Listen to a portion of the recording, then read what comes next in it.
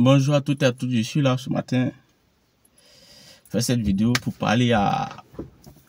répondre à un commentaire sur ma publication, sur ma vidéo que j'avais publiée sur YouTube. Alors vous savez, quand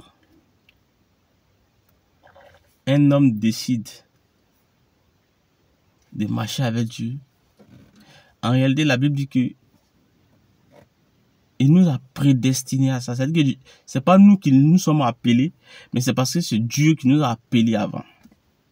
Alors quand Dieu t'appelle avant que toi tu viennes répondre à l'appel, il n'y a pas de raison que tu mettes ton pied dans la charrue et retournes en arrière.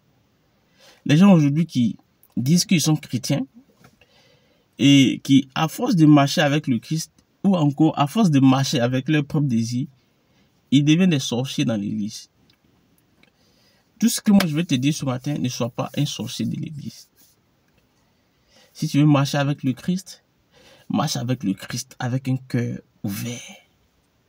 Va avec le Christ avec un cœur ouvert.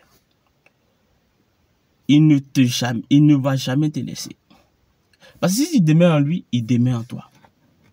Celui qui demeure en Christ, le Christ demeure en lui. Celui qui marche avec Dieu, sans crainte, avec une assurance, Dieu aussi marche avec lui avec une assurance. Ne vous laissez pas tromper, frère. Nous sommes dans les derniers temps, frère. Les prophètes de Satan sont là. Les agents du diable sont là. Et aujourd'hui, nous entendons d'autres évangiles. Mais ce qui me fait mal, c'est ceux-là qui ont choisi, qui ont accepté Jésus, et qui s'asseyent là pour applaudir ses enseignements, sans même se poser la question de savoir, mais où irons-nous? Où cet enseignement nous emmène? Est-ce que cet enseignement, elle est biblique? Même si elle est biblique, est-ce que cela a été recommandé par Dieu? Parce que tout ce qui est biblique n'est pas tous recommandé par Dieu.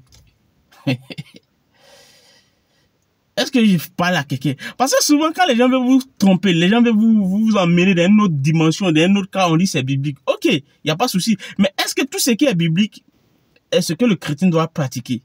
C'est pourquoi vous allez voir dans la Bible, tout est écrit dans la Bible, mais il y a les interdictions, il y a les limites, il y a ce qu'il faut faire bibliquement et il y a ce qu'on ne doit pas faire bibliquement. Donc, quelqu'un ne peut pas te dire que dans la Bible, on fait la libation. Quelqu'un ne peut pas dire que dans la Bible, on fait des sacrifices, on tue des moutons. Quelqu'un ne peut pas dire que dans la Bible, les gens partent voir les marabouts, ils savent voir les rois mages. Que toi aussi, comme c'est écrit dans la Bible, tu peux aller voir les rois mages. Tu peux aller voir les marabouts. Non. Ce sont des histoires qui ont été racontées dans la Bible, mais qui ont abouti par la puissance de Dieu de pouvoir détruire. Et raison pour laquelle, quand tout ça a été raconté, Jésus-Christ est venu en tant qu'homme humain. Pour venir quoi? Pour venir accomplir tous ces actes-là.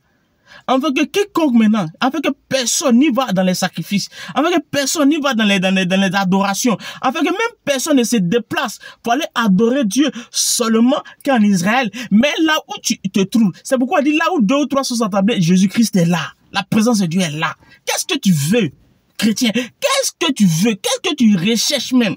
Quand on te dit même fais sacrifice, tu cours, brrr. Quand on te dit achète l'eau, on va faire brrr. Quand on te dit brrr. Tout est action de grâce. Mais quelle est ton action de foi? Réponds-moi en commentaire. Si tu es pressé pour faire les actions de grâce, mais quelle est l'action de foi? Oh, le chrétien, ta base, c'est l'action de foi. Aujourd'hui, je t'enseigne la foi. Aujourd'hui, je te parle de la foi. Car c'est ta foi qui va décanter de grandes choses. Car c'est par la foi que nous marchons avec le Christ. Sinon, toi et moi, personne n'a vu le Christ. Mais par la foi, nous sommes sauvés. C'est pourquoi il a dit, quiconque croit en lui ne périsse pas. Ça, c'est une action de foi. Croire en lui et ne pas périr. Donc, pourquoi ne pas croire en Jésus-Christ? Pourquoi ne pas croire à ton entreprise? Pourquoi ne pas croire à la force de Jésus-Christ dans ta vie, afin de pouvoir percer, afin de pouvoir faire taire les démons, afin de pouvoir taire les sorciers, afin de pouvoir taire tout ce qu'on appelle échec. Et toi, tu es en train de courir, aller faire des sacrifices. Non, c'est ça qui va me donner l'opportunité de voyage. C'est ça qui va me donner l'opportunité dans ma vie. C'est ça qui va me rendre fertile. Non, ça va pas te rendre fertile. C'est l'action de ta foi. Car c'est par vos foi. Regardez la femme samaritaine. Qu'est-ce qui l'a sauvée quand elle est venue croiser Jésus-Christ? Regardez cette femme qui coulait le sang. Qu'est-ce qu'il a sauvé? Lorsqu'elle a touché la robe de Jésus-Christ, Jésus-Christ, ta foi t'a sauvé. Ta foi t'a sauvé. Alors, c'est pas ta foi que tu seras sauvé. C'est pas ta foi que tu seras guéri. C'est pas ta foi que tes affaires vont marcher. C'est pas ta foi que tu iras jusqu'au bout. Alors, ne tue pas ta foi. Ne tue pas ta foi pour une vision qui n'est pas divine. Une vision éphémère. Parce qu'aujourd'hui, j'entends les gens enseigner que les fétiches peut être une opportunité. Les gens enseignent la sorcellerie. Les gens enseignent la libation. Les gens enseignent. Qu'est-ce que je peux dire encore? Les ancêtres. Ah bon? Il y a les ancêtres, il y a la libation, il y a les pratiques occultes. C'est change de mentalité et évolue avec Christ. Car sans ta foi, tu n'es rien. Tu es vide. Sans ta foi, le sorcier va te jongler. Ton argent, tu vas le dépenser chez féticheur en féticheur, chez pasteur en pasteur, chez prophète en prophète. Parce qu'en réalité, ta foi n'est pas solide. Ta foi n'est pas basée. Ta foi n'est pas consolidée. C'est pourquoi celui qui me bâtit, la Bible dit, celui qui me bâtit, bâtit en main. Quand viendra la tempête, le soleil, celui qui bâtit en Christ, celui qui bâtit sa foi sur Jésus-Christ, personne ne peut t'ébranler. Shalom. C'est pour toi ce matin. Partage ce message. Partage ce message. Like. Tu es chrétien, puis tu n'es pas encore partagé. Pourquoi?